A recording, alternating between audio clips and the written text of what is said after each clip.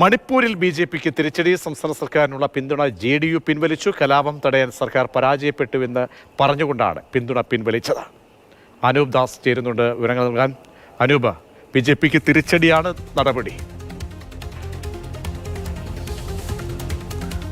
ബി.ജെ.പിക്ക് വളരെ കൃത്യമായ ഭൂരിപക്ഷമുള്ള സഭയാണ് മണിപ്പൂരിലേത്. പക്ഷേ കഴിഞ്ഞ ഏതാണ്ട് 1.5 വർഷത്തിലധികമായി നടക്കുന്ന കലാപം തടയുന്നതിൽ സർക്കാരിന് വലിയ വീഴ്ച വരുത്തി എന്ന ആക്ഷേപം രാജ്യത്താകമാനം പ്രതിപക്ഷ പാർട്ടികൾ ഉന്നയിച്ചിരുന്നു.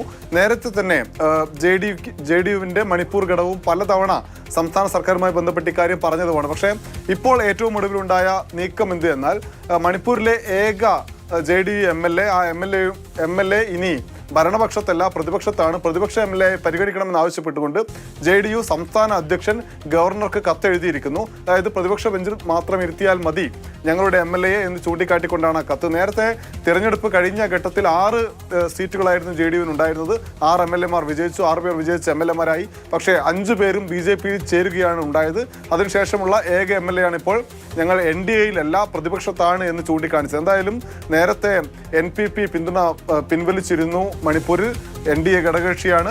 അതിനുശേഷം ഇപ്പോൾ ജെ.ഡി.യു കൂടി പിൻവലിക്കുമ്പോൾ ബി.ജെ.പി ഒറ്റപ്പെടുന്നുണ്ട് മണിപ്പൂരിൽ എന്നതാണ് ഏറ്റവും ഒടുവിൽ നമുക്ക് പറയാൻ കഴിയുന്ന കാര്യം. നേരത്തെ മുഖ്യമന്ത്രി N. ബിരൻ സിംഗ് മാപ്പ് പറഞ്ഞ് രംഗത്ത് വരുന്നു. പക്ഷേ മാപ്പ് പറയുകയല്ല, ജനങ്ങളുടെ പ്രശ്നം പരിഹരിക്കുകയാണ്, കലാപം നിയന്ത്രിക്കുകയാണ് വേണ്ടത് എന്ന വലിയ ആവശ്യം അല്ലെങ്കിൽ വലിയ ചർച്ചയെല്ലാം ആ ഘട്ടത്തിൽ നടന്നു. എന്തായാലും ഇപ്പോൾ ജെ.ഡി.യു കൂടി പിന്തുണ പിൻവലിക്കുമ്പോൾ മണിപ്പൂരിലെ ബി.ജെ.പി സർക്കാർ കൂടുതൽ ഒറ്റപ്പെടുന്നുണ്ട്. പക്ഷേ സർക്കാർ വീഴുന്ന സാഹചര്യമൊന്നും ഇപ്പോൾ നിലവിലില്ല. 37 പേരുടെ പിന്തുണ സർക്കാരിനുണ്ട്. അനൂപ് ദാസാണ് വിവരങ്ങൾ നൽകിയത്. മണിപ്പൂരിൽ ജെ.ഡി.യു പിന്തുണ പിൻവലിച്ചിരിക്കുന്നു. ബി.ജെ.പി പക്ഷേ ഭരണം നഷ്ടമാകും എന്ന ഒരു വെല്ലുവിളി ഇപ്പോഴത്തെ സാഹചര്യത്തിൽ ഇല്ല.